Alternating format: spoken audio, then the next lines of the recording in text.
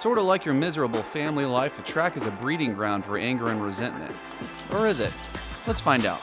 Welcome to Formula Whiplash, where today we're getting all up in other people's business. And stick around to the end of the video to find out who has the most popular friendship in Formula One. Okay, so the friendships and fallouts of Formula One are interesting to follow, partly because, as they say, on track no one is your friend. But technically all F1 drivers are colleagues, so yeah. And with such a small pool of drivers for F1 to choose from, it's bound to happen that drivers are raised together in karting, go up into Formula One together, and sometimes, and not always, they remain friends. Okay, so let's take a look at some of the most famous fallouts. I won't go into the old school ones, just the modern drivers. The most famous fallout of modern drivers, I'd have to say, is definitely Lewis Hamilton and Nico Rosberg. These guys were very, very close in their early career until the pressure cooker of F1 caused a rift in their friendship. Actually, there's a good show on this. I think it's called The Silver War. The Silver War? I think it's called The Silver War. Look it up. I'll put a link in the description. Actually, Toto Wolff had his hands full with these two. They were at each other constantly in Mercedes.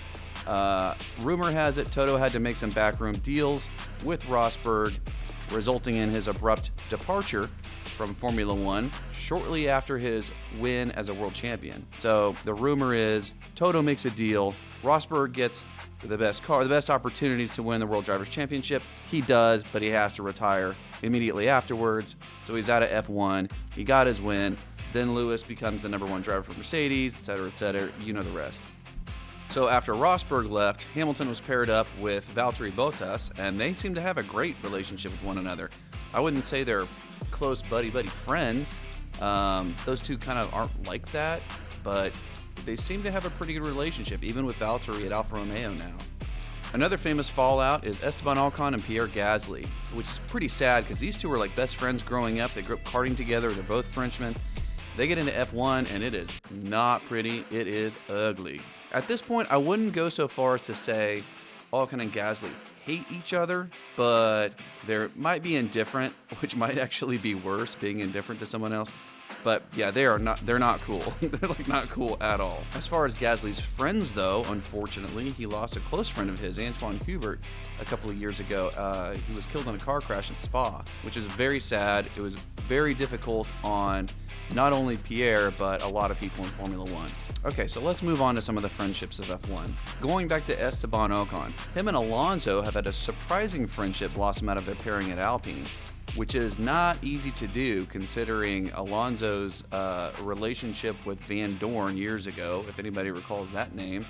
Yeah, Alonso's not the easiest guy, from what I can tell, to just be super close with, but him and Ocon seem to pair around before, after races. They're seen often just sharing laughs, hanging out together, obviously comparing notes, but they seem to be pretty cool. But that is not the most popular friendship in F1. As for the most noticeable friendships in F1, it is hard to argue against the powerhouse of Carlando. Carlos Sainz, Lando Norris. Those two are pretty close. In fact, that friendship was so popular at McLaren. McLaren made the most of it. They popularized it. They put them on YouTube and Instagram doing skits, gags, ads, all sorts of stuff, and it worked.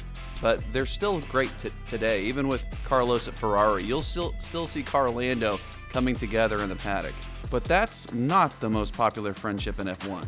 Now, when it comes to goofing around, nobody goofs around better than Daniel Ricciardo. When Daniel Ricciardo was at Red Bull, him and Max Verstappen hit it off, and they're still great friends off the track, which is really funny to see because Daniel has this big personality that takes up the room, and Max is like super serious and laser focused all the time, which is probably why they get along great. You know, opposites on all that, but they seem to be pretty cool. It's not totally uncommon for the modern young drivers to be seen off the track together. Gasly's been seen playing cards with both Ferrari drivers, Charles Leclerc and Carlos Sainz. George Russell and Alex Albon have been friends for a long time, actually.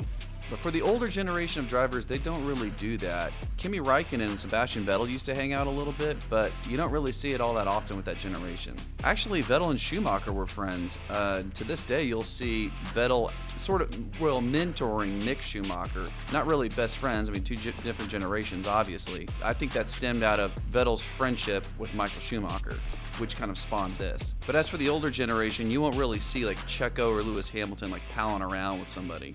But as for the most popular friendship in F1, well, that award goes to none other than Toto Wolff, yours truly, and Christian Horner. We're like three peas in a pod. Best friends, in fact. In fact, the other day I was like, Toots, happy hour. Dude, happy hour. Your plane. Your plane? Yeah, all right, I'll do my plane. That's fine. Christian?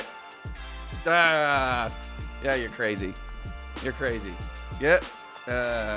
Alrighty, gang, that's all I got for today. Thanks for stopping by. Send me some video suggestions, like, subscribe, all that stuff. I'll do whatever. I'm down for anything. I'm not down for anything, but I will read the comments, and I will consider the suggestions. See you in the next one. That's what I call them. I call them toads.